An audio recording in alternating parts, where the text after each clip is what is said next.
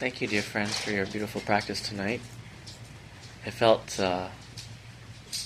nicely deep. Perhaps the mantra Ami Deva is very powerful. So tonight, I'd like for us to reflect on some of the slogans from the chapter on the mind training, Transform Bad Circumstances into the Path. I won't talk about all of them, but let me at least mention what they are. Turn all mishaps into the path. Drive all blames into one. Be grateful to everyone. See confusion as Buddha and practice emptiness. Do good, avoid evil, appreciate your lunacy, pray for help. And whatever you meet is the path. So I talked about this with a few other groups already from a more standard approach, but tonight I feel like speaking more from a different angle. There's a bumper sticker slogan I created a few years ago, and it's turn your karma into Dharma. So I'd like to talk about that actually a little bit more. I'd like to talk about a few different laws in the universe. The law of attraction or manifestation, the law of karma, the law of punya or merit, the law of dharma or lessons, the law of seva or service, and the law of grace, which relates to punya or merit and grace and service, seva. So this is probably the third time I've spoken on this topic.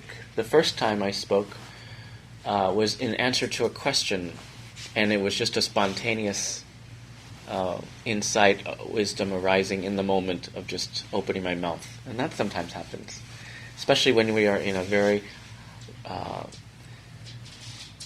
awakened state of being together, as we collectively create that energy field of awakening together. Many times I'll just simply, almost like it's channeling, just speaking from that deeper place in the moment. Well, I happened to speak on this when Bobby happened to be here. And that was what convinced her to keep coming back. And so she's been a wonderful part of our community, making sure everything runs smoothly. And it's just a blessing. So let's keep praying for Bobby every day and every week to help uplift her energy so that she can stay as healthy and happy as possible. So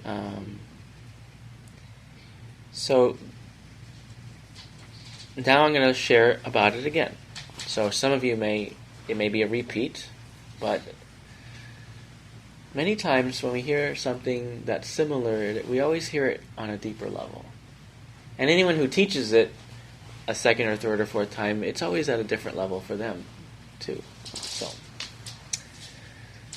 So there is the law of attraction and manifestation, which is to create an intention in the mind and to focus all your energy there, mentally and emotionally, and with your willpower, and to send it forth into the universe for fruition. There's different ways that people have come up with to do this process. There's creative visualization, there's affirmative prayer, and there's the 5-step spiritual mind treatment that Ernest Holmes came up with. There's Jesus' Lord's Prayer, which is actually a kind of process for manifestation.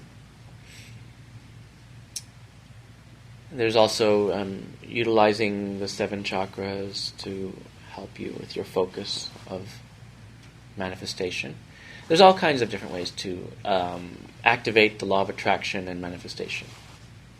However, if you think that's the only law that's in operation in the universe, then you may find very quickly that just making an intention doesn't necessarily attract what you're wanting and doesn't necessarily manifest what you're intending. There's a lot of other laws going on at the same time as we co-create this reality together. So, there's also the law of karma, which means action, which means cause and consequence.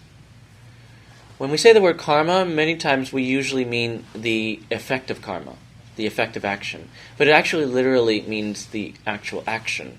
So, to create an action through your thought, speech, or body action is to create karma. But when we use the word karma, we also mean not only the action, but the consequence.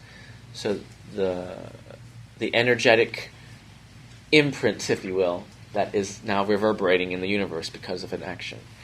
So the technical term is karma phala, which means the fruit of action, the fruit of karma. But for short term, shorthand, we'll use karma to mean both the action and the fruit of action. That's how we usually use it anyway these days, karma. So as you're making an intention, you have to realize that the force of the habit of your energy based on actions also has weight in the way you are manifesting. So, in fact, if you make a positive intention, but many of your actions of speech and thought and body, the actions, if the habitual energy imprint you're creating to reverberate is of a negative quality, that can block the positive intention that you're making.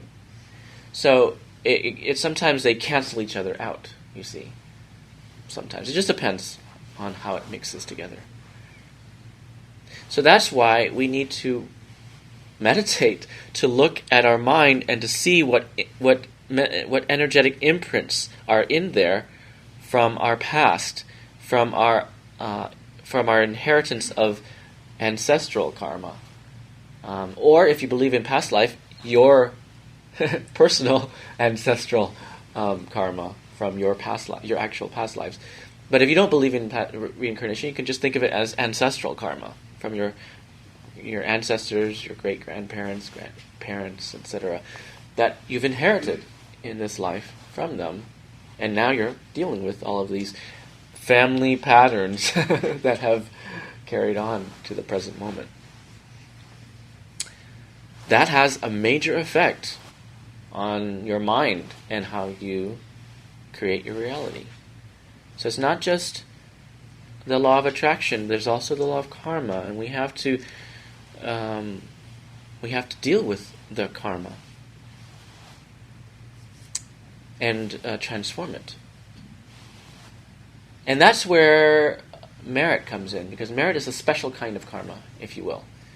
It is specifically a kind of action that you do that specifically will go toward spiritual awakening and enlightenment, whether directly or indirectly. So any action of yours, any kind of karmic action of yours that's actually more for awakening and enlightenment, we call that punya, or merit. A positive kind of karma, but a specific kind. I mean, there's also positive karma for other things. For example, you could have some sort of positive karma in the area of physical beauty, for example. And maybe because of that particular karma, you tend to have physical beauty. Well, that's great, but that doesn't necessarily lead to awakening and enlightenment. So even though it's a positive kind of karma, it's not the kind of positive karma that is called merit or punya. The only kind of action that is called punya is anything that actually adds toward or supports you and others toward enlightenment and awakening. So, what are some of these kinds of actions?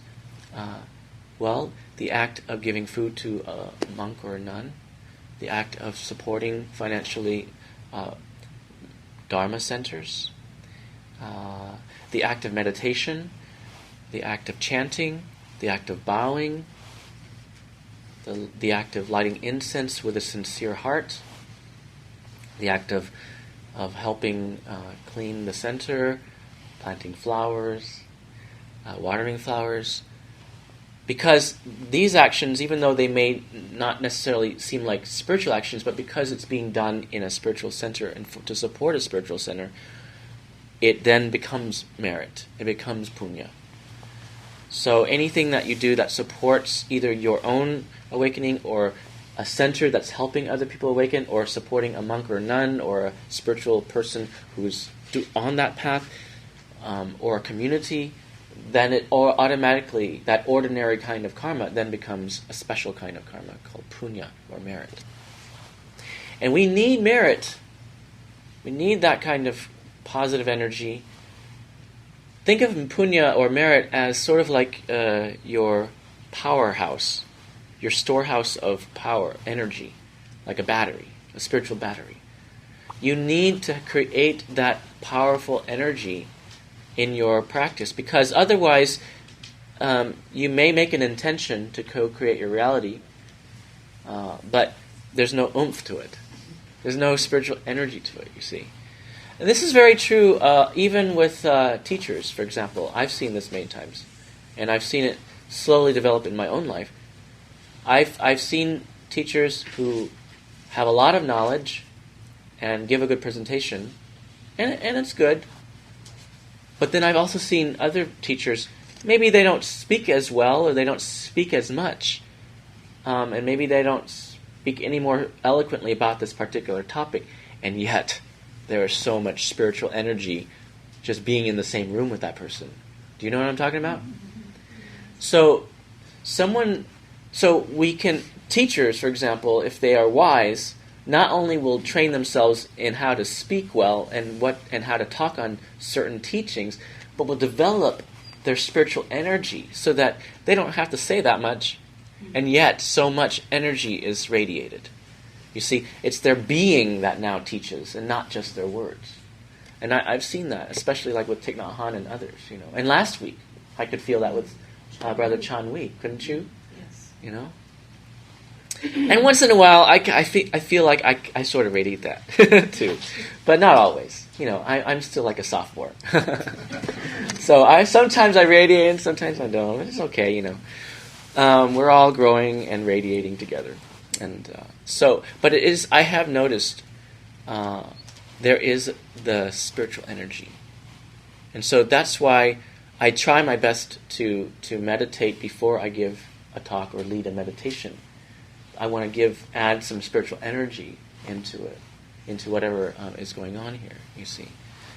So that's important. And I felt your spiritual energy collectively tonight. Did you notice that by chanting that Om Mani Deva Re several times for several minutes, it really had a powerful, positive effect on your meditation? Did you notice? And then, of course, by meditating together, we're having a powerful effect as we listen to this talk, and as we go out from here tonight into our lives, we will carry that energy out as well. So there are many ways to create and cultivate that positive spiritual energy. Yoga is another way, Tai Chi, Qigong, all kinds of things that support our spiritual practice and awakening, and others' enlightenment is punya. So law of attraction, law of karma, with the law of punya as part of that, and now also the law of Dharma. Law of Dharma means truth, it means teachings, it means practices, it means the way things are, it means a lot of things. But in this case, what I mean is your lessons. The lessons that you're meant to learn in this lifetime. So what is your Dharma for this lifetime? You know, many times we find ourselves in difficult situations in this life. Some of it might be because we're attracting it through our intentional or unintentional thought patterns. We attract what we think. It's true. Sometimes we do that. And sometimes we're attracting these difficult circumstances just because of karma. This is the fruit and consequence of something from the past, whether your personal past, past life, or your ancestral past, however you want to conceive of it. And so the life you're living now is a result of some of the carrying on over from the past. That may be true too.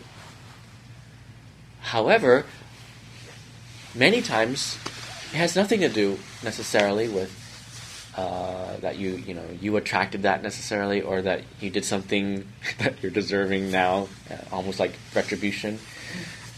Many times it's just simply, this is just what is necessary for you to learn the lessons that you came to learn. Imagine as if, you as a soul, if you want to use that term, decided on certain lessons you wanted to learn in this particular lifetime. And so these were the particular possible scenarios that were mapped out for you. And so some of these scenarios include certain difficulties and challenges, because that's the only way you're going to be able to learn those lessons. For example, what if your lesson is about compassion? Well, I can guarantee you, if you're learning the lessons you're trying to be learning in this lifetime is compassion, you're not going to have always an easy life. There's no way you can even learn compassion without going through some difficulty, or being surrounded by others who have some difficulties, and learning to have compassion. So, so you have to be aware that instead of whining about what's going on, reframe it in your mind. Maybe it's just something. There's some lesson here. So instead of just suffering, why not make something good out of it? Try to see if there's something you can learn and grow through this experience. Because if you don't, it's just suffering. But if you add the mindful, openness to seeing a lesson here, then it's no longer just suffering. It's now useful suffering. And that's so much better than just suffering. It may not even remain suffering. Mm-hmm. That's right. Everything shape-shifts. And just the experience of it. Can I give a quick example? Sure.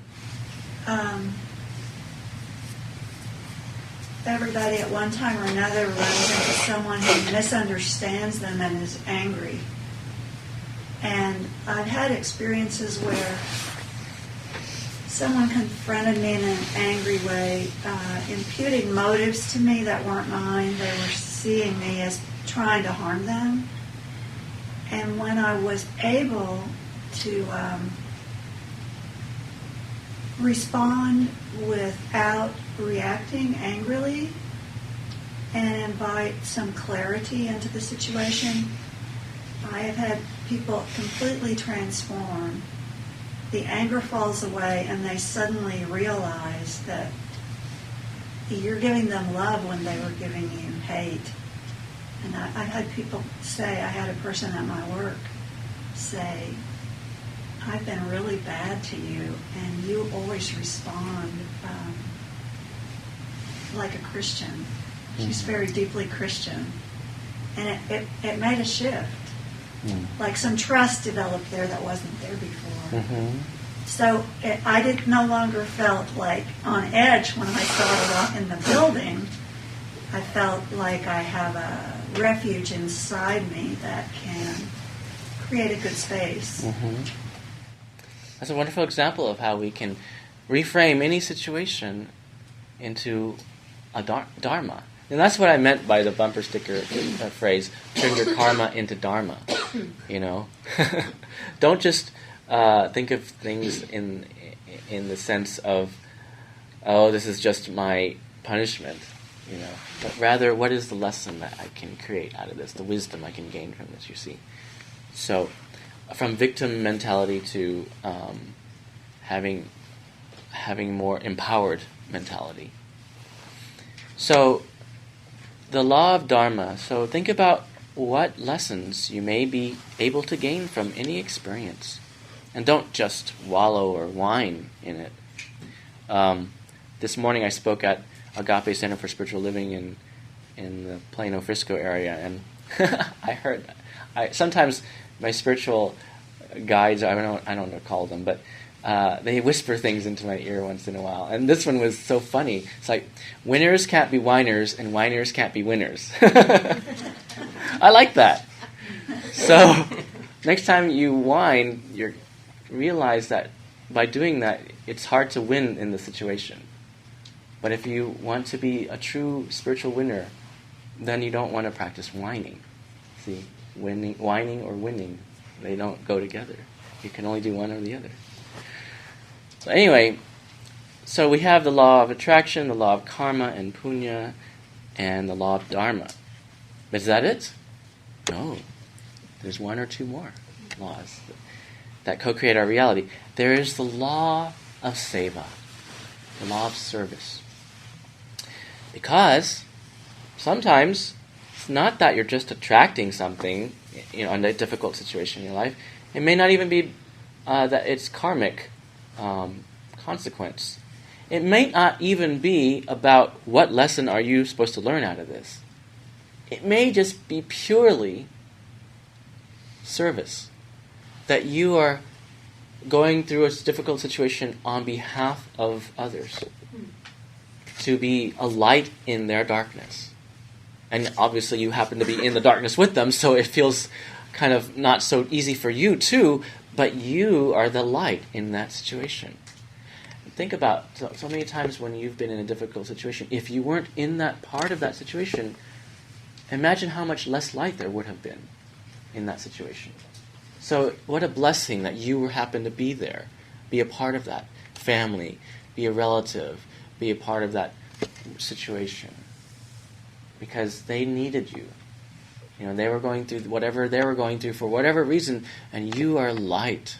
You are light in that situation. So, in terms of, I'm going to use the word soul, and I know this is not a Buddhist way of saying it, but oh well. In terms of looking at people's soul ages, the maturity of their soul, the youngest souls usually are just dealing with their karma. Just on the level of just learning about karma. When I do this is what happens. But when I do that is what happens. It's very, very basic stuff for many, many lifetimes. And then as a soul progresses, it might start dealing more with the law of attraction, learning how to actually take charge of their life and not just be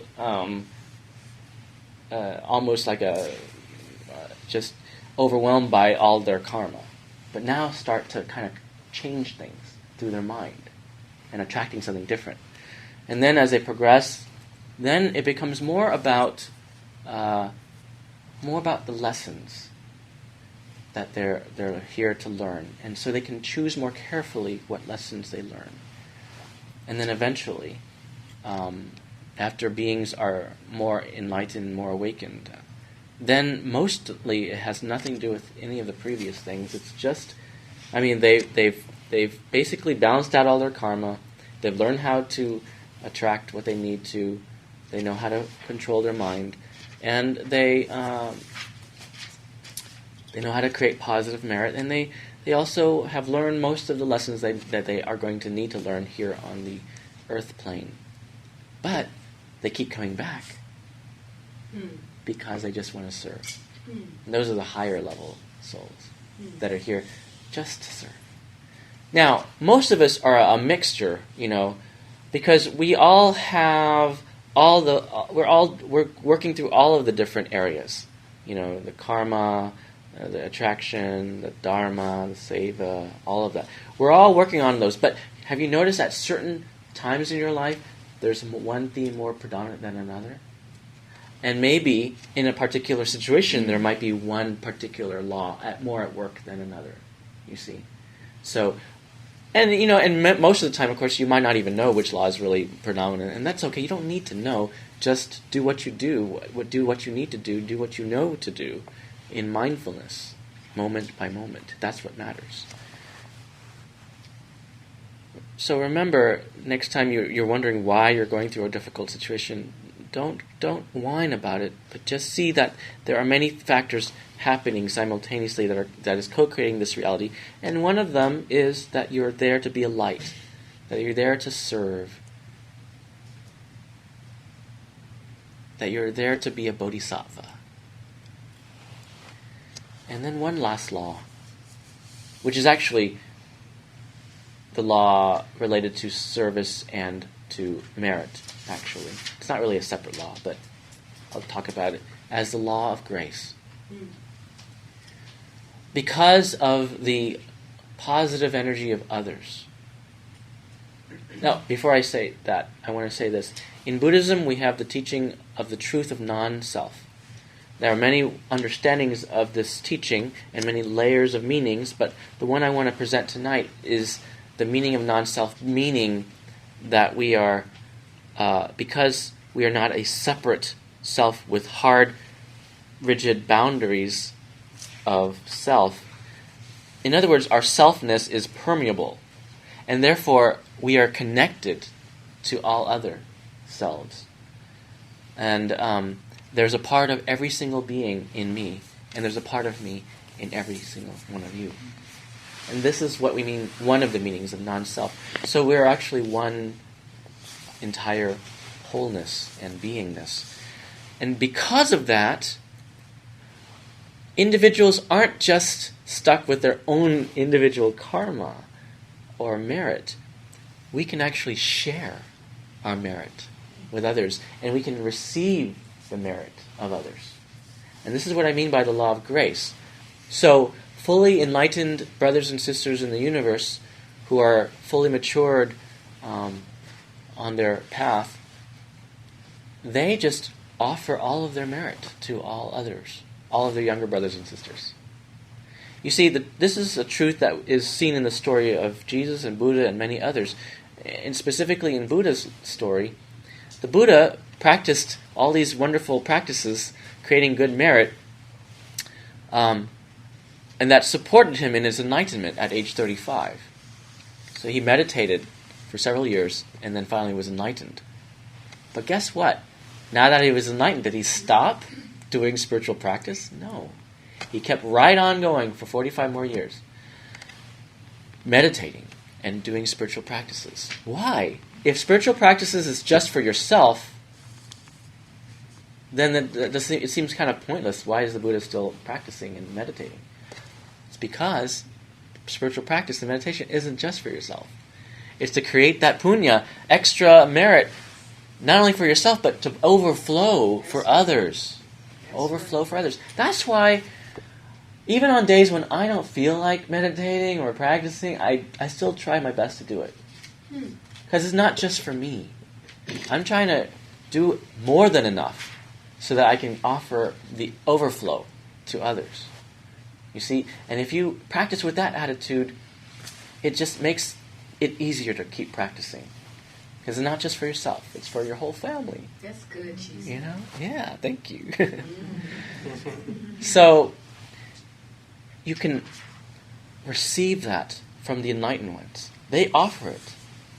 So have you ever noticed sometimes when you're just depressed or sad or just down, and maybe it doesn't seem like any of the other laws are helping you, and all of a sudden, out of the blue, it doesn't even feel like you deserve it, you just start feeling better. Or someone does something nice to you or for you, out of the blue. Well, that's an example of the law of grace, because there's always the surprise of love coming to you. It's always available. Amen. So always be open to receiving the merit of others, the merit of those in this room, merit of your spiritual teachers, and the merit of the enlightened ones, and ultimately the merit of what you might call God or the divine, the source, the spirit of all. And also, see, it has two sides, merit, this law of grace. It's not just the grace that you receive, it's the grace that you can give to others. This is what we mean by merit and service. So the law of grace is actually another way of talking about merit and service. To take that spiritual energy that you cultivated and just give it away. Give it away to others. In fact, there's one teaching in Buddhism which I totally love. Whether you want to think of it as literal or just metaphorical, I love this teaching. It is the teaching that you don't have to do anything for your own enlightenment. Others, all the enlightened others who've gone before you, they've done everything for you. So now your enlightenment is because of their merit. So anything that you do in this life isn't for yourself, it's just for someone else. It's kind of like a cosmic pay it forward. So whether you take that literally or not, I think it's a beautiful idea. And if you practice with that kind of attitude, believe me, it will transform the way you act and the way you practice and the way you meditate. So instead of trying to meditate to get something out of it, know that everything is already given to you. There's nothing that you need to do to be enlightened. You already have the gift of enlightenment right there within you, as you. So anything that you do is an expression of just gratitude for the enlightenment that is already your birthright, your inheritance, and that you give and cultivate good merit and service. And you just meditate because you want to just offer it to others. Maybe there's some people in this world that they are definitely not at the stage where they can even meditate. And they need a lot of help. So you meditate for them.